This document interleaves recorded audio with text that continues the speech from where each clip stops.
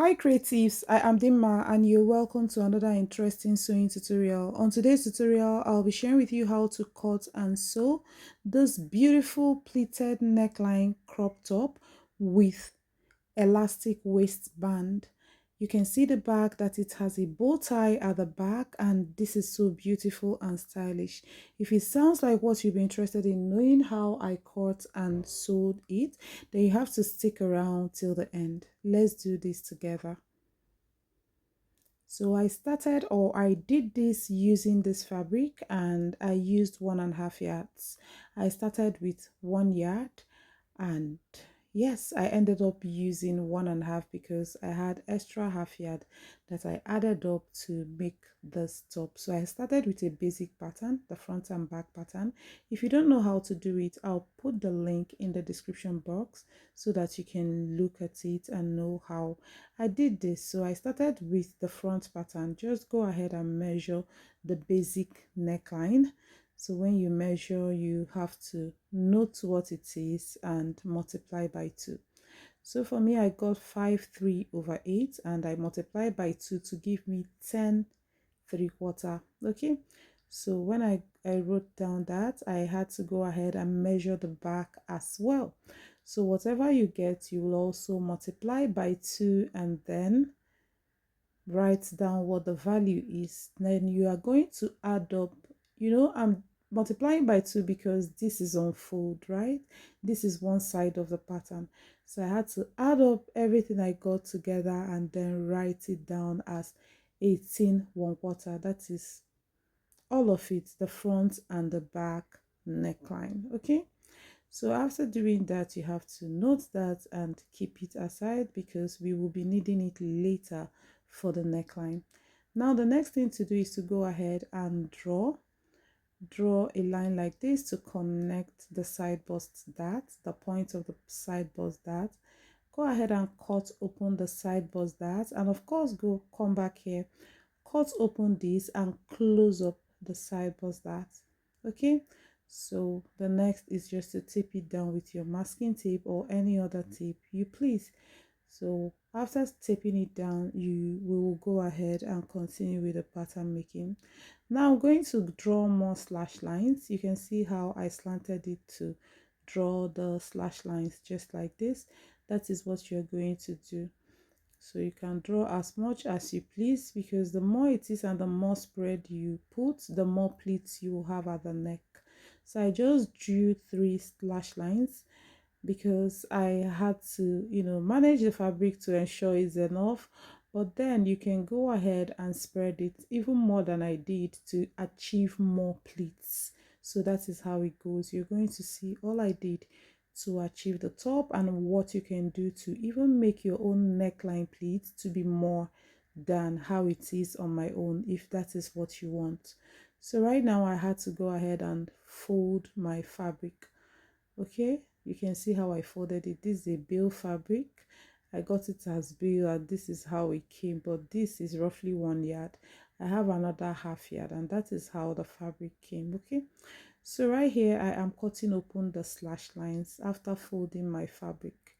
So do the same for yours and go ahead and spread the way you want. For mine, I just spread half inch because I was mising my fabric to be enough. Yes, I didn't even know that the back will not enter this particular fabric I started with, so I had to bring out the remaining half yard and cut the back with it. But then I spread it by half yard. That is the slash lines. You can go ahead and make your own 1 yard or even 1/4, okay, to get more pleats on the neckline. So that is just how it goes, and it will, look fuller as well. So this is me just opening all of these lines by about half inch for each, slash line. So that is all I did. This one too, I opened it by half inch, half an inch. Okay, so I pinned all of that down and I had to progress to the next step. Now what I did next was to add 5 inches to this, which is the length of the sleeve I want. I measured 5 inches from the shoulder tip, and I had to extend the shoulder line to that 5 inches. So that is the first thing to do. All right, so I just had to pin that down to keep the fabric steady because it's a problematic fabric though. So here I measured 9 inches. Okay, this is just the sleeve opening, and I had to come here and put the ease of 1.5 inches just by the side. Now here I measured 2 inches for the extra length. I want this to have extra length of 2 inches.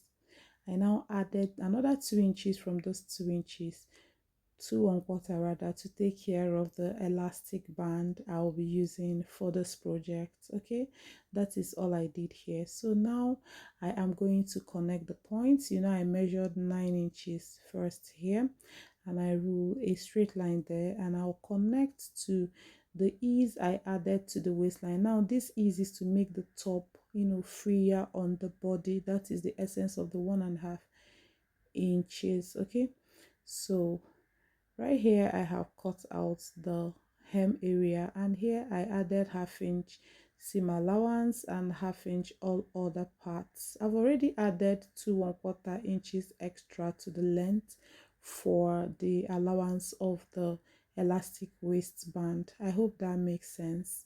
So by the time I fold it in, it will take the elastic waistband, and you can see the extra length.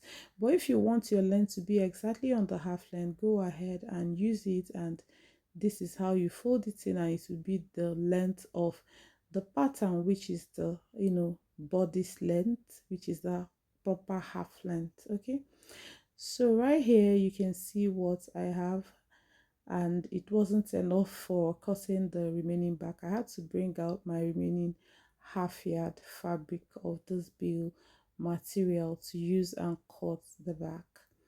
So right here I folded it just as you can see me do, and I placed the back pattern on it. Now watch how I am going to do this. Having placed the back pattern, as you can see, I had to pin it down. So after pinning it down, I'll be adding 5 inches extra to this from the shoulder tip, just as I did for the front. Extended the shoulder slope to that point. So this is what I did, and I had to measure 9 inches down from here, just like this, which is the sleeve opening. I had to add 1.5 inches there, and of course 4 inches exactly is what I have at that hem. So I had to go ahead and connect this to the 9, and then connect this to the 1.5. So you can see what I have there. I will just go ahead and cut it out. So while cutting, I added about 1 inch seam allowance at the center back, because it will have opening towards the, you know, upper part of this center back. So the rest of the space I cut with 1/2 inch. Okay, except the, you know, hem area, of course, that I added extra 2 inches because of the 2 1/4 inches because of the elastic waistband. So right here I also added 1/2 inch for the seam allowance by the side, just as I did for the front. Yes, so after doing all of that, this is what I have for the back pattern. You can see how the fabric is moving. It's really a problematic fabric, but then I was able to manage it. So I had to remove my pins, and this is the back, and of course this is the front. I had to go ahead and do the neckline. Very important before I start putting all of this together. So what I did was to bring out the remaining fabric from the first fabric I used, and then fold it. It's on fold now. I'm just going to randomly cut out a part of this, and I am going to show you the dimensions when I am done. Okay, so this is how I cut it out. You know, it's on fold right here, so any length we have is double of the length when you open it up. So this is what I have. The total length I got for this one is about 59 inches. Total length, like when you open it up, is 59 inches. Okay, the width of this fabric is about 4 inches because I want to use it to do the total net like kind of collar that we have on the top. So what I have here is roughly 59 inches, and width wise it is 4 inches, so that by the time I sew it is going to leave me at 1.5 inches height, and you're going to see all of that. This is the midpoint on fold, and I had to notch it. Okay, so after notching it, I will go ahead and check the measurements that I have. Okay, the total neckline measurement, that is the front neckline plus the back neckline, which is about 18 1/4. So what I marked here is 9 1/8, because that times 2 will give 18 1/4. So I had to go ahead and notch where that place is. That is just what I did right here. So watch to see what I'm going to do. So when I place some fold and stitch like this, the final length will be about, the final height of this collar will be about 1.5 inches. But I'm going to fold like this, stitch to this point, and then start from this notch and stitch all through. Now I will not stitch where the collar is going to join on the neckline. That is what I did. This part I stitched is more like the part that is going to form the bow that will be at the back. So that is what I did right here. Now the next thing is to turn that part inside out. I had to make use of my screwdriver right here. Please be careful while using this so that you don't puncture the fabric, because that can be possible. So just go ahead and turn it inside out, as you can see me do. After turning it inside out, you can go ahead and iron, and just follow the process that I am taking here to make this top, and you will get exactly this. If you want more, please just add extra spread to where you saw me spread in this tutorial. So you can see what it looks like. I'll stitch here closed and iron. So after stitching it closed and ironing, this is what I have, and you can see what it looks like. So I am going to go ahead and start joining this top together. I've already prepared the neckline. So right here is the back, which I am going to start with. Right sides facing each other like this. I am going to stitch the center back with 1 inch seam allowance. Now I am going to leave a space of about 5.5 inches here. I'm going to mark it. I'm going to stitch down from that 5.5 inches. After stitching down, see how I closed up that open part, and also serged where I stitched down along the center back. Now the next is to place the front on top of the back like this, right sides facing each other. I'm going to stitch along the shoulder. So that is what I'm going to do now. I'll stitch the shoulder and serge it as well. So after stitching it and of course serging it, this is what I have. I've gone ahead to serge the sleeve part as well, and also hemmed it. Now the next thing is to go ahead and close up the sides. So that is what I'm going to do now. I'll close up the side and serge it as well. So after closing it up and serging it, this is what I have, and I am going to go ahead and put the waistband, the elastic waistband. Okay, so you can see that the beauty of the top is already coming out. So this is the waistband I'll be using, which is 2 inches wide, and the length I will use is 27, because my clients are making it for, her waistline is 29, so I just removed 2 inches from the normal waistline, then cut it at 27. This is how I placed the elastic on this top, and that is how you're going to place yours, and then pin it down and stitch it down there, just as you can see me point. So after stitching it down, I'm going to fold it in like this. You can see how I'm arranging the elastic. So I'm going to fold it in like this and then stitch along. So I'm going to stitch gradually till I sandwich all of this elastic inside this fabric. Okay, so after doing that, this is what it looks like, and you can see how neat and fine everything is looking. Now what is remaining is the collar, and we are almost done. So you can see what we have. I will just go ahead and do the collar. I notched center front here. That is what I did because it has to match with the mid of the collar. That is why I matched it, okay? While forming your pleats or your gathers, ensure that you match it really nicely. So after doing that, this is what, you know, I just brought out this pattern to check my measurements, okay? So the measurement I check now is just for the front, okay, which I kept this on fold and measured the front neckline on fold and marked, because this will, you know, show where the shoulder line is, okay? This will match with the shoulder line.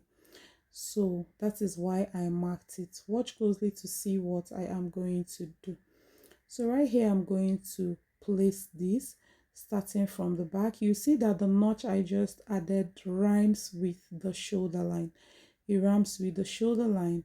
So because there are no pleats at the back neckline, so I'm going to just more like start from the back, stitch it. When I get to the shoulder, I will now move. Just watch what I am illustrating here. I'm going to pin it down like this and stitch from here. Once I stitch past the shoulder line a bit, I will start pleating or gathering a bit till it rhymes with that center front, because that center front has to rhyme with the center of the collar as well. So just gather, or better still, you can run your gather stitch and gather it to rhyme all these points.